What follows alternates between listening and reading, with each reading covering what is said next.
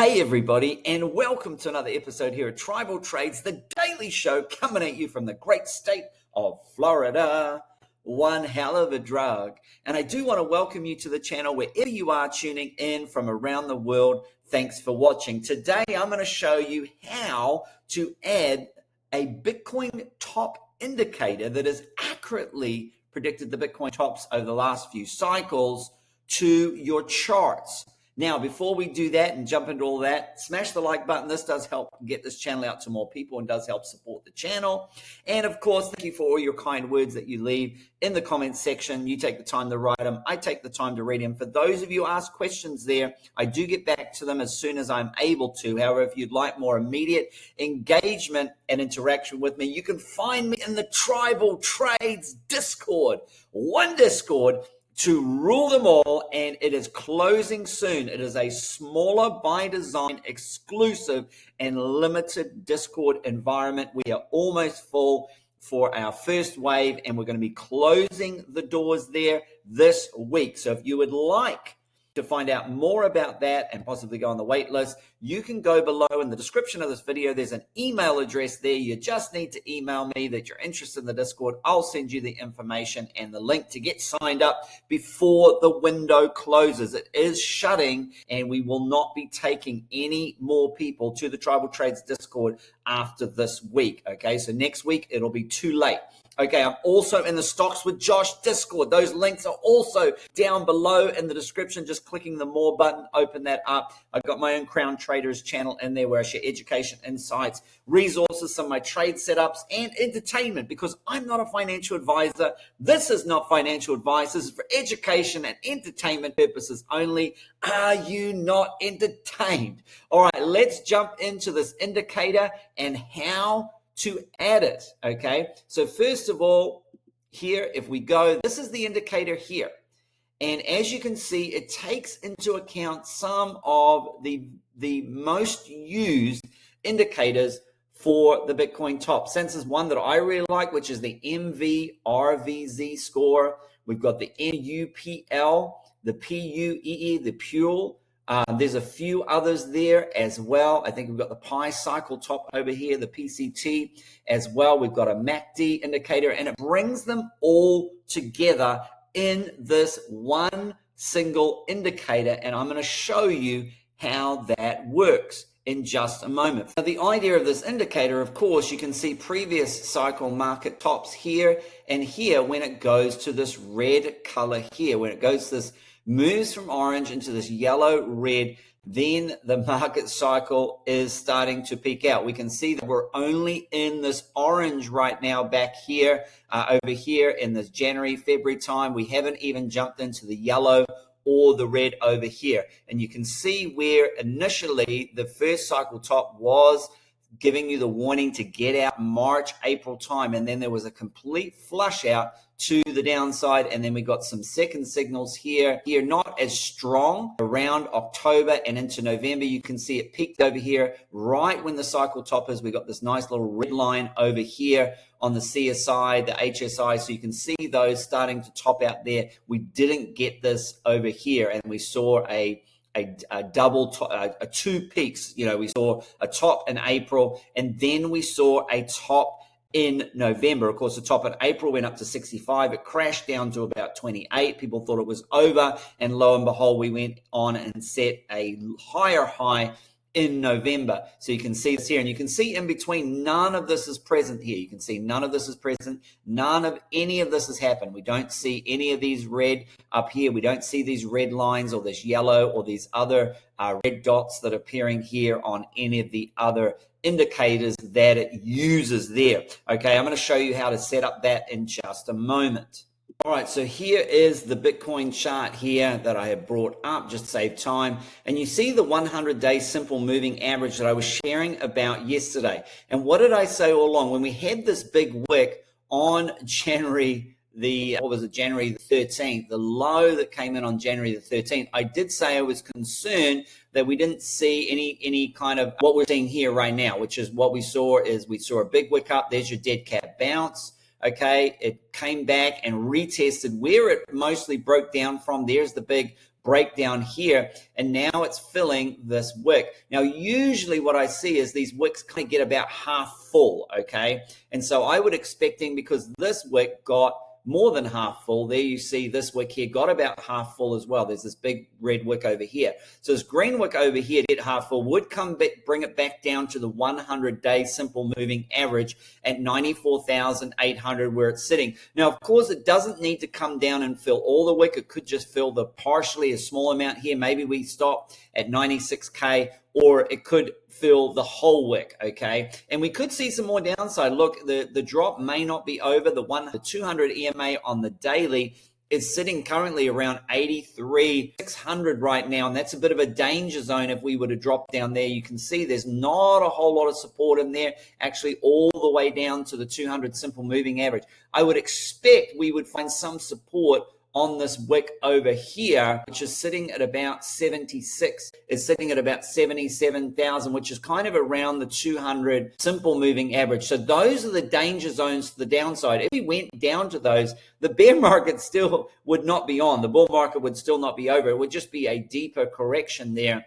And we've got 83,000 that one currently and 78,000 for the other. So that's the danger to the downside. However, I think it's more likely that we do hold the line here and hold some support, maybe come back and retest here at 94,900. This is almost at 95,000. So that's kind of at the middle of the range. We're trading right now. We're back in the previous range between 90 and 100,000. So 95,000 is right on the button there for that, okay? Now, to the upside, we've got some issue with resistance there up around the top of the range, around that 99 to 100K level. There's the resistance. We've got both the 50 EMA on the daily and the 50 daily simple moving averages, two different moving averages. And then, of course, we tried to get back up where we broke down from, which was the 20 EMA on the daily, which is sitting right at that 100K level. So we're clearly trading in this range. The bottom of the range is down here at 90,000. You can see some Lux Algo auto blocks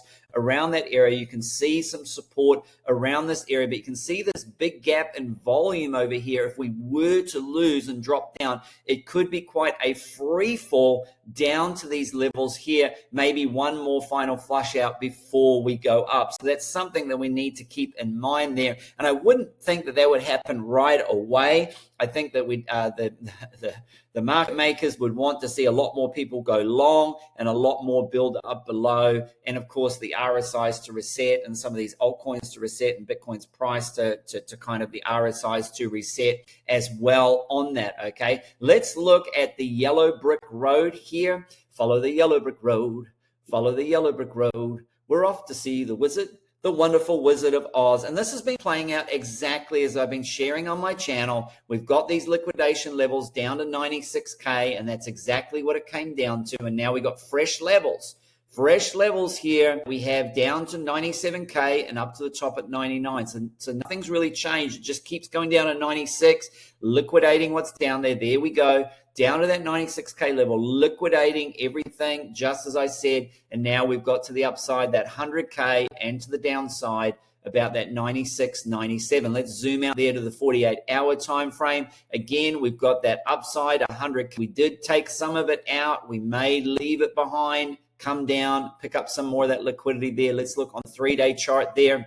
What we have, again, not much more showing there for us there. We kind of got to time the time frame, and as you can see here, there is a lot of liquidity building up above as well. So at some point, we're going to go in one direction or the other, okay? And we just have so much liquidity up to the top here. So at around 109,000 building up, a lot of people going short. So a lot more people are short, and these liquidation could trigger these people being short and will be liquidated. And therefore, and if you're not sure how to use this chart, I have a free tutorial on it on my cheat sheet under the education section. It's called the Bitcoin cheat code, the yellow brick road there. And as you can see, so really what we're seeing here is probably the 24-hour seems to be the one that is most relevant here. We've got one at 97,000. There's a little bit more still at 96 down here and up high. Sometimes I look, that's Binance. I go to the Bybit one as well, just to see if it gives me any more. And you can see now on the Bybit one, how it gives you a little bit more of a graphic of exactly what's going on, taking out that liquidation, taking that out, and now we're just a smidgen away from, if I'm the market maker, I just come and grab this 99, 100,000 area, and then all the way back down to this 96,000, 97,000 area.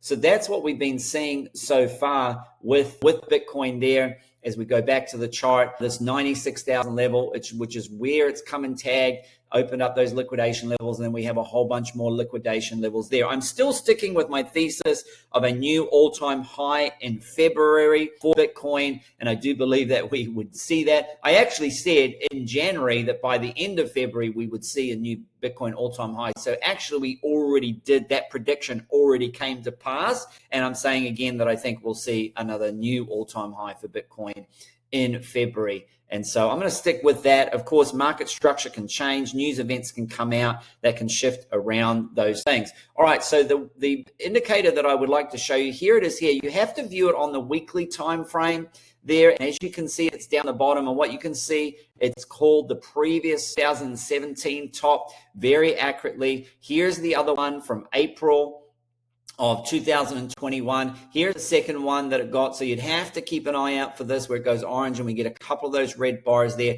We haven't seen anything there.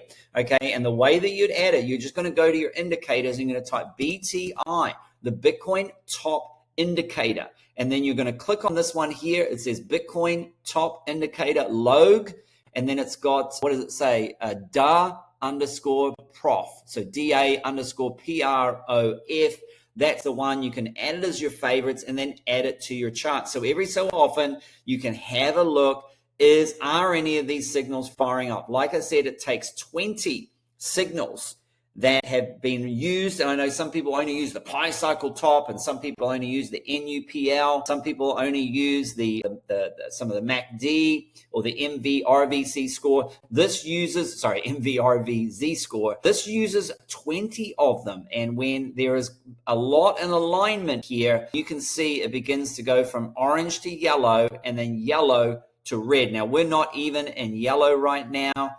And I would think if it was to get to red, that's when you would hit the red button and sell. That's probably going to be my strategy, of course, but I'm always taking profits on the way up. So I don't think that we are at a cycle top yet. Obviously, we are in the orange, which was what we were seeing around November time. It went to orange here. It's been in orange since around November as well. So we're seeing some similarities there, November, and then we started to see it go. It actually started to go to yellow in December and didn't get over to red, started to get into red in February, and then again in that March, April time. So this will be interesting to see what happens here. We haven't seen any kind of move into yellow at all. And you can see if we go previously, if we move along here, I don't know, this Bitcoin chart doesn't go back to the previous one, but maybe on another show that we can do that there. So this would be something that would be good to add in there. You can maximize the pain there and have a look